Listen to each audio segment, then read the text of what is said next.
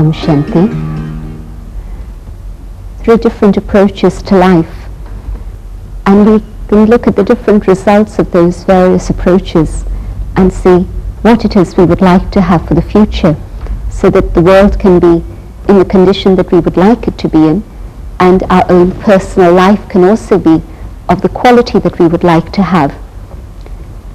There's one particular situation or approach in which one can see that it's a question of cooperation, and if there's the spirit of cooperation, I believe that we can work together and create a better world. However, at the present time, we seem to have moved very, very far away from the philosophy of cooperation. And what seems to be holding most strongly is the philosophy of competition. And we see competition existing within the home, within the family, where little children compete together. But we also see competition in terms of the marketplace, most definitely. But we also see competition in terms of education. The whole structure or system of education seems to be based on competition at the present time. And definitely, in terms of what's happening within the world and nations together, again, rather than cooperation, it seems to be motivated by competition there, or even worse than that. In fact, from competition, we seem to have come to a state where it's actually a situation of conflict. It applies again from the home through all the different levels of coming together in society to the global situation, where now very definitely it's a spirit of conflict rather than cooperation. Our perception of the world changed very dramatically some years ago when the first people went into outer space, when we saw those shots of planet Earth taken from outer space. We had a very beautiful vision, and the astronauts called the planet Earth the blue pearl, because it was here on this planet that they could see huge expanses of water, water in the fluid condition that we know it as. On some other planets, it exists, but in a frozen state as ice, or on other planets, it exists in the state of vapor because it's so hot there, but in the form of water, in which condition it's actually able to support human life. As far as we know, it's only planet Earth that actually has this particular condition. And so when the astronauts were looking at planet Earth from way out in space, they were seeing this very precious blue, very beautiful pearl. And it gave them a very different sense. It was a sense of awe and wonder, a recognition that from outer space you don't see any boundaries, you don't see any divisions. And our good fortune is that not only were they able to have a glimpse of this, and that dramatically changed their perception of the world, themselves, and their relationship with others, but those photographs have been available to us also. And I'm thinking of those photographs in which we see planet Earth from space, and you don't see any political boundaries, you don't see any divisions at all. You truly begin to see the one home that we all share as humanity. When we recognize that it's a global village, when we recognize that it's our home, then we also begin to see that our relationship with each other is of one family. After all, who lives together in the same home? It's members of one family. And so we're all members of the same global family sharing that one home. However, if we look at the situation that exists now, it seems that we don't recognize either our family or our home.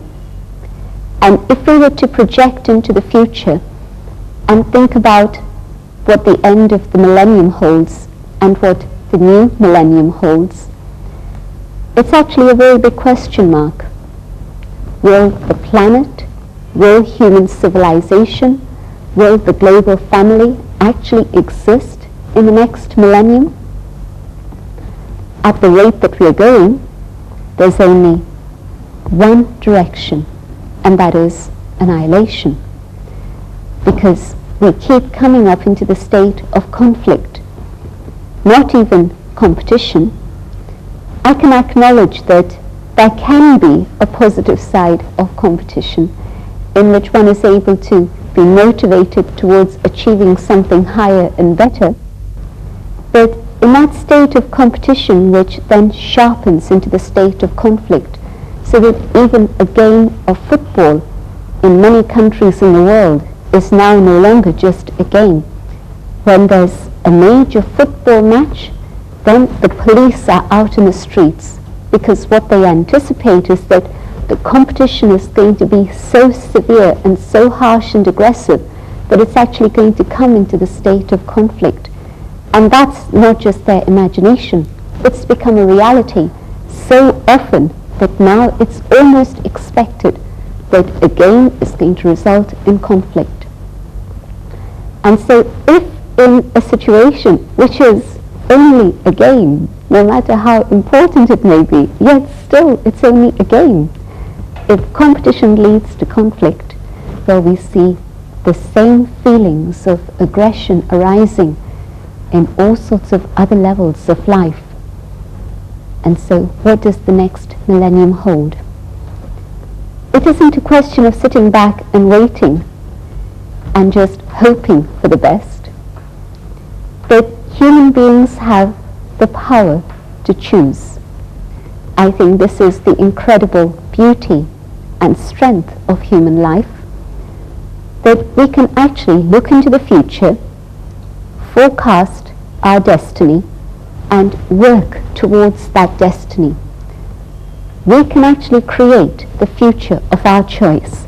It is in our hands to be able to do this. We don't have to leave it to the forces that are unseen around us. We don't have to leave it to a handful of people who are manipulating governments. We don't even have to leave it to God. Well, what is it that God wants? Surely God wants nothing but the best for us. But if at this moment of time, this is what we choose also, then there's a very specific course of action that's required for this. If I alone say, I want to have a better world, or if you alone say, you want to have a better world, well, the forces of negativity are so strong, so enormous, that you alone and I alone can do nothing at all. But yet, if you and I come together and we cooperate, then it's not just one individual you and one individual me, but the two of us working together, and our energies actually multiply, and it can become 11 working together. And especially if between the two of us we bring God into the picture, that being of light, that form that's been remembered as the point, then it's not even just 1 and 1, 11. It's actually that God linking the two of us, it's 101. And so the power of cooperation allows our energies to work together in a very powerful way. But why is it that cooperation isn't happening, even though it seems very logical? If we want a better world, it requires many different talents. It can't be just the politicians, or just the scientists, or just the economists, or just the religious leaders. it has to be every single individual and all talents and all skills coming together. Then there's a world that's created. But for all of these different skills and talents to unite requires a certain amount of flexibility and adjustability. There are many different examples that tell us how cooperation can bring success. But even in terms of my own physical body, my body teaches me many different lessons. If all the different senses and all the different organs didn't work together for the common good to support me, my life, what would be the condition? If even one part of this physical body did not cooperate and started to misfunction, dysfunction, or stop functioning, then there are great problems that arise. Human life is only possible because everything is working together in perfect coordination and cooperation. I look at the fingers of my hand. How many different tasks am I able to accomplish with one hand? Or even how many more tasks am I able to accomplish with two hands? Things that are impossible with one, I can manage and make very possible with two. But even just let me go back to looking at one hand. Sometimes, because we see differences of roles, personality, talents, and skills, these become obstacles, and so it's difficult for us to work together and cooperate together. But imagine if the thumb were to say, well, because all the fingers are not like me, I can't work with the other fingers. Or if the little finger were to say the same thing, I'm not going to work with these others because they're not like me. You see? But there's variety, there's a total difference, there's a different function. But the very reason that there is a difference in function is so that coming together we're able to achieve incredible things that so far most intricate machines and tools haven't been successful in. I know they're trying, but they still have to find a tool that's as delicate and as sensitive and as well coordinated as the human hand.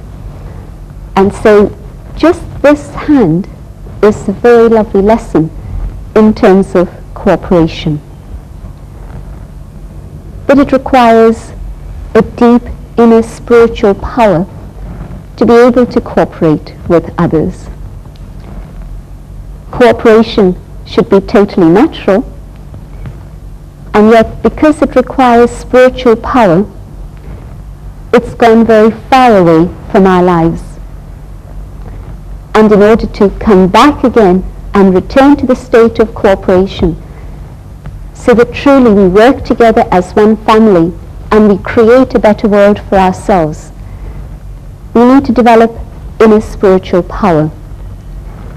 There's a very lovely Hindi word for cooperation, and it is the word sayog. And it instantly indicates that spiritual power is needed because it incorporates within this term the word yoga, the link with God, the union with God. As a result of focusing my mind in the awareness of God, making that inner spiritual link with God, I'm able to draw God's power within myself.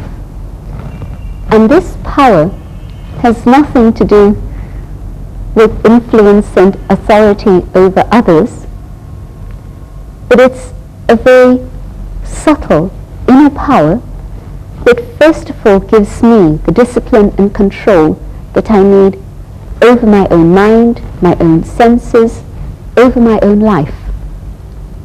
But beyond that, another aspect of this spiritual power is that it allows me to develop tolerance. If I can't tolerate something about your personality, how am I going to be able to work with you and cooperate with you? And not just to work with 1 or 2 individuals, but maybe to work with 5, maybe 50, maybe 500 individuals. Because the larger the task, the more unlimited the task, the more hands it requires. And to set the world right isn't a little task. It requires the cooperation of a vast, vast number. And so definitely, I need to be able to develop tolerance so that I can take a step towards that goal of working together in cooperation. Tolerance comes through my link with the Supreme, in which my heart is able to open up and become generous and big. When my heart is narrow and tiny, it shrinks. Then I become very rigid, and it's not possible for me to tolerate the ups and downs and the ins and outs and the differences of personality. But a big and generous heart, and I can tolerate. To be able to work together with you, there's another very specific capacity I need to develop, and this also grows through the attainment of spiritual power. It's the ability to discern, to see clearly. Just like a jeweler has an eyeglass and is able to see the difference between a false stone and a real diamond. He has his little glass, and with that it becomes very easy. In the same way, when there's clarity within the soul, when my eye of wisdom, my divine intellect is open through my connection with the Supreme, then I'm able to discern, and in particular, the need for discernment arises because I need to be able to see the things that are valuable in you and ignore, or at least not be affected by the things that are negative in you, so that I'm able to pick out the beauty of the jewel that is within you without seeing the dust that surrounds the soul at the present time. Each and every single individual has wonderful qualities, qualities that are very particular and special to them, qualities that aren't in you or in me, but they are in that individual. And that speciality needs to be seen, appreciated, and even spoken of, so that then it can be encouraged to come into action. And what we're doing then is working with the speciality of that individual. And we're allowing that individual to cooperate with us and work together with us on the highest level possible. If I'm not able to discern the goodness, the unique speciality of that individual, I'm not going to be able to take their help, and there's going to be something very major missing from the task. And so lack of cooperation means lack of success, lack of being able to create a better world. And so the quality of discernment through my spiritual connection and development of power is very much what is required. Another factor that comes in terms of cooperation is the ability to be able to decide, to come to decisions, and hopefully decisions that are very precise and accurate. If I'm living for myself alone, whatever decisions I make are going to influence my future, my situation. But yet, if I'm cooperating with a number of others, and if I have the responsibility of making decisions, then the decision of one impacts everybody else within the team. And my decisions are going to come back to me, not just in situations of things that I have to experience, but they're going to come back and influence the lives of many others, and ultimately the task also. And the capacity to make clear decisions is possible again only through spiritual power in a process that's described as detachment. When we used to have the old-fashioned pair of scales, 2 pans and the balance, when what was needed was the center point to be focused. And if the center point was focused, then the reading was very precise and accurate. And in the spiritual terms, this is telling me that I need to have the soul centered and balanced so that I'm not pulled by attachments and distractions and likes and dislikes. And in that state of being balanced, my decisions are more likely to be accurate and precise, and we can work together on a task with a guarantee of success. These are some of the factors involved within the process of cooperation, but perhaps the most important factor is that we share a vision. When we share a vision, then that vision goes beyond what I want and what you want on a mundane level in a limited way, but the vision is the vision of truth and beauty and peace in the world, a vision that will be of benefit to all. And with that vision, we work together to realize that vision. Let us spend a few moments in meditation together so that we learn to cooperate together, firstly on a subtle level, and then on the external physical level also.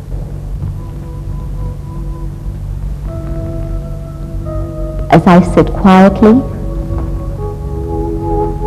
I begin the inner journey of yoga, of union with one. I make connection with the Supreme.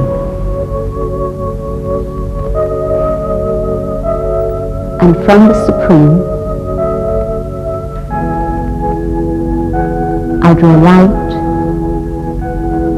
and might within my own being.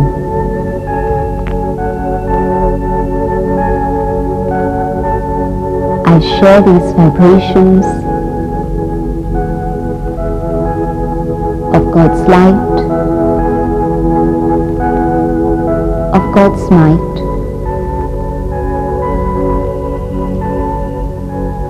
and these rays travel out into the world.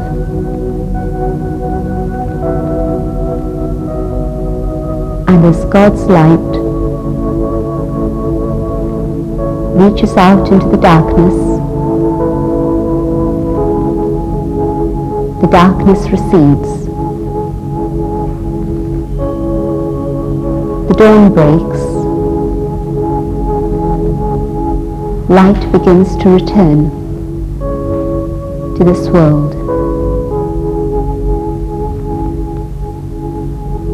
As I fill myself with God's power, might from God,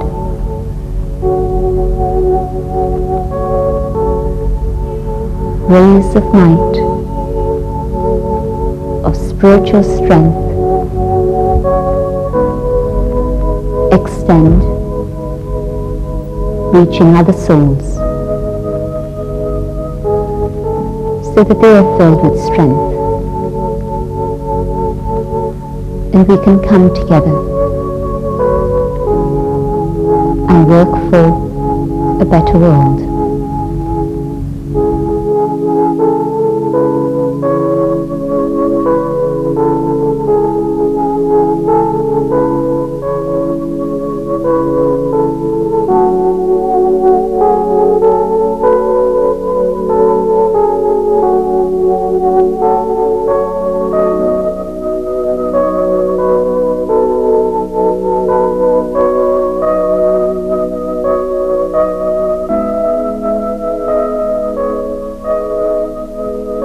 Om Shanti.